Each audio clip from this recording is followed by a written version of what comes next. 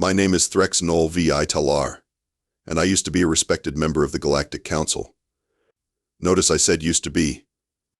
These days I'm what you might call a professional hermit, hiding on a backwater moon somewhere in the outer rim, trying to forget the day everything went wrong. And by everything I mean literally everything in our perfectly ordered galaxy. You see, for the past 12,000 years, the Galactic Council has maintained peace, order, and sophistication across 47 civilized species. We had protocols for everything. Diplomatic procedures that could bore a rock to sleep. Cultural exchange programs that took centuries to plan. We were the pinnacle of galactic civilization, and we knew it. Then came the humans. Oh, we'd heard about them, of course.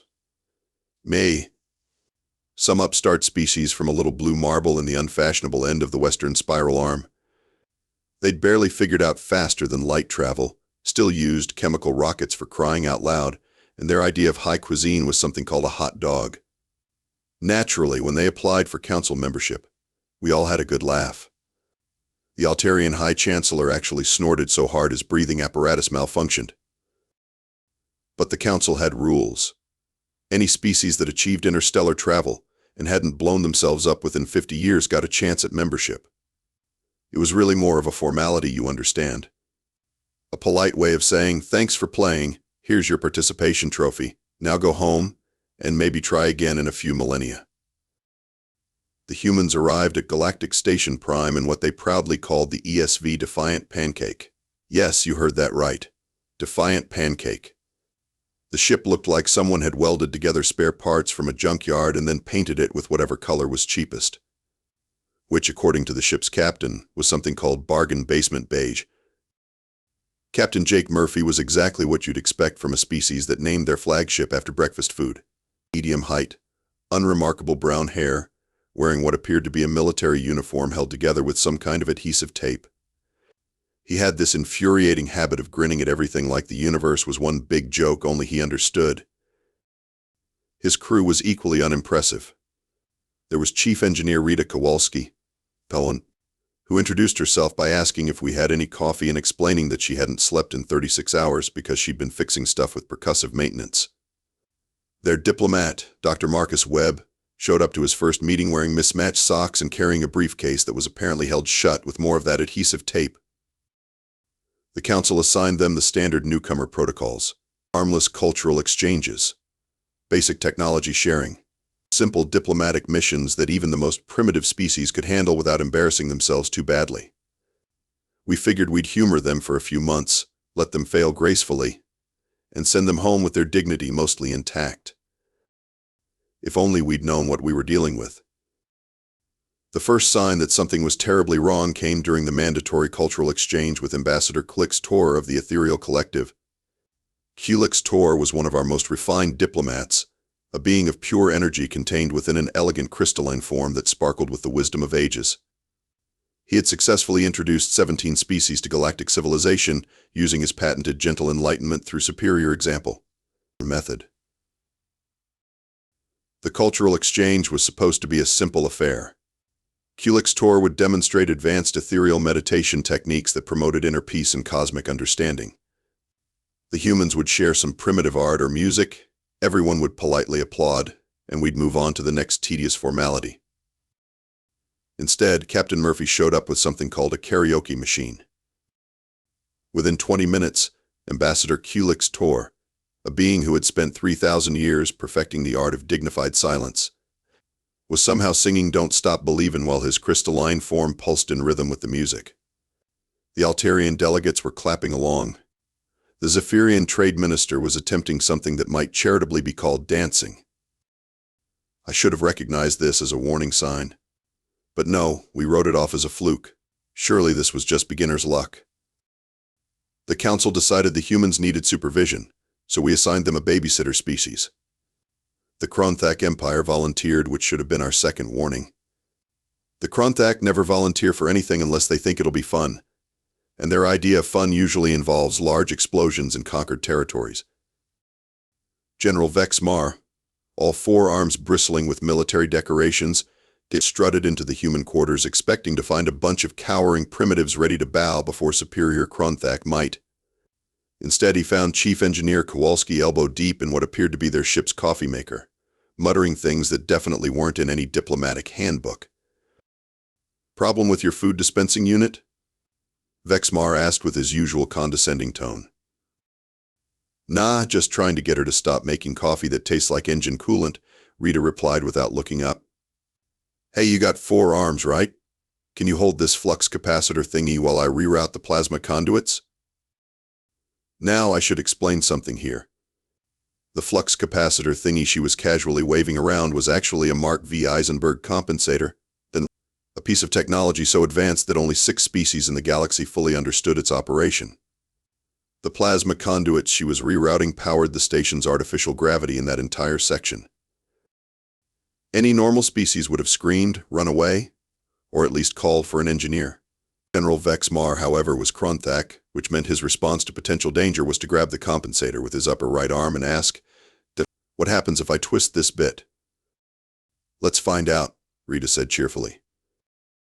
3 hours later, not only was the coffee maker working perfectly, but Rita had somehow solved a persistent power fluctuation problem that had been plaguing Station Prime for 27 years. The engineering department was in tears of joy. General Vexmar was so impressed he offered to adopt Rita into his warrior clan. And the coffee, according to Ambassador Keelik's tour, was transcendently magnificent. That's when I started getting worried. The Council decided it was time for the humans to undergo Standard Evaluation Protocol Gamma 7, also known as the Humility Test.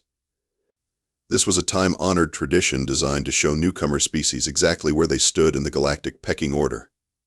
We'd present them with an impossible scenario, watch them fail gracefully, and then offer helpful advice about how they might improve over the next few centuries.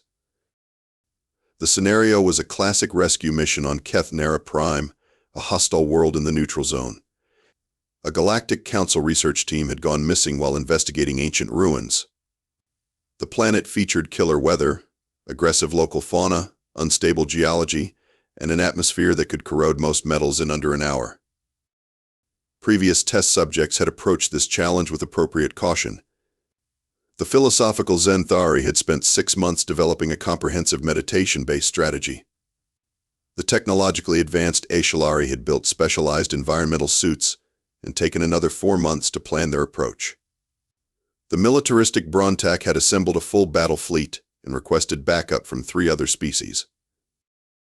All of them had eventually succeeded in reaching the research team, after extensive planning, careful resource management, and multiple diplomatic negotiations with various galactic authorities. The humans took one look at the mission briefing and Captain Murphy said, "Sounds like Tuesday." "Rita, how's the ship looking?" "Well, the coffee maker's working great, but everything else is held together with duct tape and wishful thinking," Rita replied. "Should be fine." Dr. Webb chimed in, "I've got some granola bars and a deck of cards if anyone gets bored." They launched 6 hours later. The Council monitoring team was expecting this to be educational. We figured we'd watch the humans struggle for a few days, then swoop in with a rescue mission that would demonstrate proper galactic cooperation protocols. Instead, we watched Captain Murphy land the Defiant Pancake in what appeared to be the planet's most dangerous storm system while Rita hung out the airlock with a roll of duct tape, fixing the atmospheric entry angle. They reached the research team in 14 hours. How? Well, according to the mission report, they'd used coffee grounds to neutralize the corrosive atmosphere, duct tape to seal hull breaches, and had somehow convinced the local apex predators to help with the search by sharing their granola bars. The ancient ruins turned out to be a massive underground city whose automated defense systems had trapped the research team. The human solution was to play poker with the AI until it got curious enough about human culture to let everyone go. Oh, and somewhere along the way, they'd accidentally liberated an entire population of enslaved indigenous beings who'd been trapped in the ruins for 2,000 years. The grateful natives had given them a box of ancient artifacts that made our best archaeologists weep with joy. The rescue mission that was supposed to humble the humans had instead resulted in the greatest archaeological discovery in galactic history, the liberation of an enslaved species, and a peace treaty between the indigenous population and the Galactic Council. Captain Murphy's official report was 3 sentences long. Found the research team. Made some new friends. Rita's coffee maker is still working great. That's when I started drinking. By now, the council was in full panic mode. Oh, we didn't call it panic, of course. We called it accelerated evaluation protocols and enhanced challenge scenarios. But make no mistake, we were terrified. So we decided to throw the humans at something that would definitely, absolutely, no question eliminate them from consideration. The void devourers of the Maelstrom Nebula. For 3,000 years, these ancient space creatures had been the galaxy's bogeymen. Massive, tentacled monstrosities that could swallow entire ships and apparently fed on the life force of any biological beings they encountered. Every species had lost ships to them. The Chronthak Empire had sent their best battle fleets and gotten them back as very expensive scrap metal. The ethereal collective had tried to commune with them spiritually and had ended up with several permanently traumatized mystics. The official council policy was to avoid the Maelstrom Nebula entirely and hope the Void Devourers stayed put. Sending the humans there wasn't so much a test as it was a creative form of species-level pest control. The humans spent exactly 3.7 minutes reviewing the classified files on Void Devourers before Captain Murphy announced, "Oh, they're basically space whales. Rita, can you turn our ship into a really big kazoo? I want you to understand something here. Void Devourers had been studied by our greatest xenobiologists, analyzed by our most advanced artificial intelligences, and investigated by teams of researchers who spent decades trying to understand their behavior. The official scientific consensus was that they were unknowable cosmic horrors that existed beyond mortal comprehension. The humans looked at the data and decided they were lonely whales. Rita spent the next 4 hours rewiring the Defiant Pancake's engines to produce what she called whale songs, but in space. Dr. Webb prepared a selection of what he claimed were appropriate gifts for our new space whale friends, which appeared to consist of more coffee, several bags of something called trail mix, and a collection of human music. They flew directly into the Maelstrom Nebula, broadcasting Rita's improvised space whale songs at maximum volume. The first void devourer that approached their ship was approximately the size of a small moon, with tentacles that could have wrapped around Station Prime twice over. It emerged from the nebula's swirling gases like some primordial nightmare, its massive form pulsing with bioluminescent patterns that had driven previous observers insane. Captain Murphy opened a communication channel and said, "Hello there, big fella. You look like you could use a friend." 3 hours later, the Void Devourer was following the Defiant Pancake around like a lost puppy, occasionally making what could only be described as happy humming sounds. The humans had named it Fred. Within a week, they'd befriended the entire population of Void Devourers, established the galaxy's first interspecies whale sanctuary, and somehow convinced them to help with asteroid mining operations in exchange for regular visits and what Rita called really good tunes.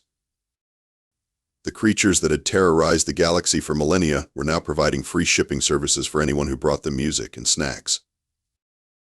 The Council's emergency session that followed was the first time in galactic history that every single ambassador got drunk during an official meeting. At this point, we were desperate. The humans had turned every challenge we'd given them into a resounding success, and somehow our perfectly ordered galaxy was becoming less ordered by the day. Species that had maintained dignified neutrality for centuries were suddenly asking about joining something called Earth's Galactic Poker League. The Void Devourers were humming human pop songs while they moved asteroids. Ambassador Kulik's tour had started ending official communications with Keep on Rockin' in the Free Galaxy. So the Council decided to play their final card, the Eternal War. For 10,000 years, the Zephyrian hegemony and the Crystallon Collective had been locked in the galaxy's most sophisticated conflict. This wasn't some crude territorial dispute or resource war. This was a philosophical disagreement elevated to an art form, complete with elaborate battle protocols, ceremonial combat zones, and a set of engagement rules that filled approximately 47 volumes. Previous attempts at mediation had involved the greatest minds in galactic history. Philosopher kings had spent centuries crafting elegant theoretical frameworks for peace. Telepathic peace-bringers had attempted to merge the consciousnesses of both sides into perfect understanding. Quantum negotiators had explored every possible timeline to find the optimal resolution. All had failed. The war had become such an institution that both sides had started selling tickets to particularly spectacular battles. It was, in its own way, the pinnacle of civilized warfare. Surely, we thought, surely this would be beyond even human capabilities. The humans arrived at the neutral meeting station with 3 boxes of pizza, a cooler full of beer, and Dr. Webb's increasingly famous deck of cards. Captain Murphy took one look at the elaborate ceremonial war room, with its ancient artifacts representing 10 millennia of conflict, and said, "This place needs better lighting. Rita, you got any of those party lights in the ship?" The Supreme War Chancellor of the Zephyrian hegemony was a being of crystallized thought who had spent 3,000 years perfecting the art of strategic discourse. The prime consciousness of the crystalline collective was a hive-mind entity that could process 17 million different battle scenarios simultaneously. Within 6 hours, Mary, both of them were arguing about whether a flush beat a full house while sharing pizza and trying to explain to Captain Murphy why their war was too sophisticated for him to understand. "Look," Murphy said, dealing another hand, "you guys have been fighting about whether reality is fundamentally ordered or chaotic, right? But you've been fighting in such an orderly way that you've basically proven reality is both. So you're both right. War's over. Anyone want another beer?" The Supreme War Chancellor started to explain that 10,000 years of philosophical conflict couldn't be resolved by such simple logic, but stopped mid-sentence when he realized that Murphy was absolutely correct. The prime consciousness attempted to process this revelation and experienced what could only be described as a cosmic moment of clarity.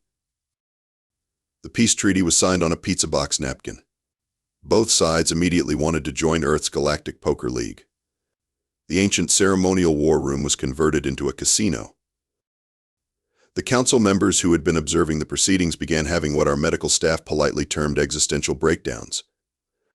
The Altarian High Chancellor was found rocking back and forth, muttering, "But we had protocols. We had procedures. We had 47 volumes of engagement rules." Ambassador Kulik's Tor tried to comfort him by singing "Don't Stop Believin' Again," but somehow this didn't help. That was 6 months ago.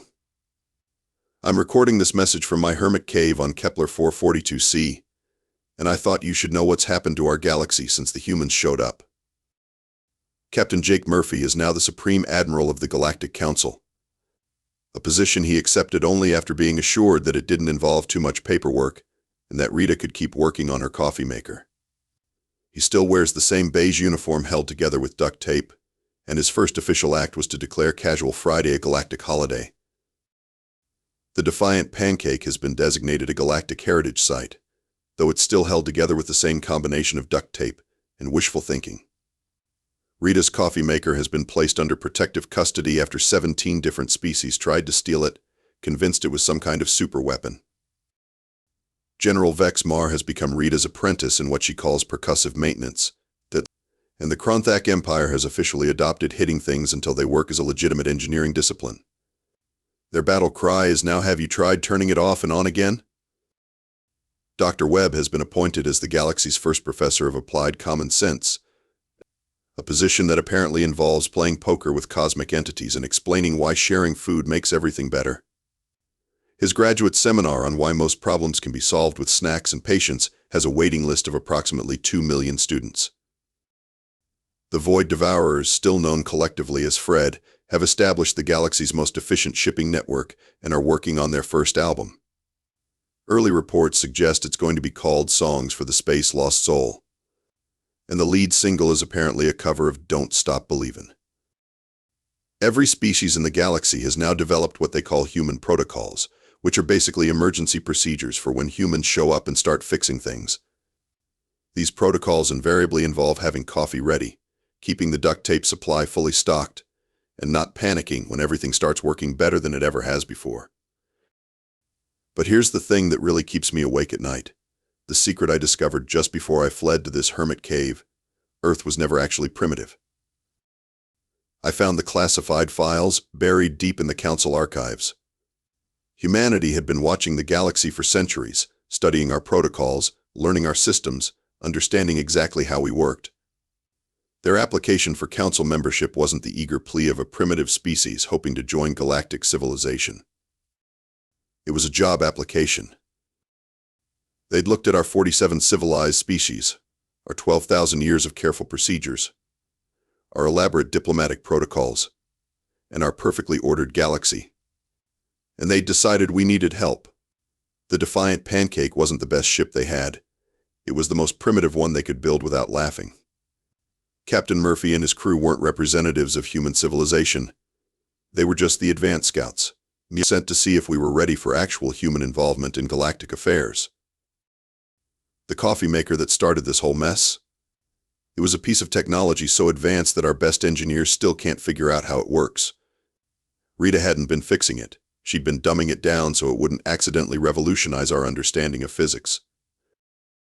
And now they're here, and they're helping, and everything is working better than it ever has before. And no one seems to understand that this means we've all been managed. So if you're out there, if you're listening to this message, if you're part of some other galaxy that's thinking about making contact with humans, let me give you one piece of advice. Read the fine print on their application very, very carefully. And maybe invest in some good coffee. This is Threx'nol Vii'talar, former member of the Galactic Council, signing off. Keep on rockin' in the free galaxy, I guess.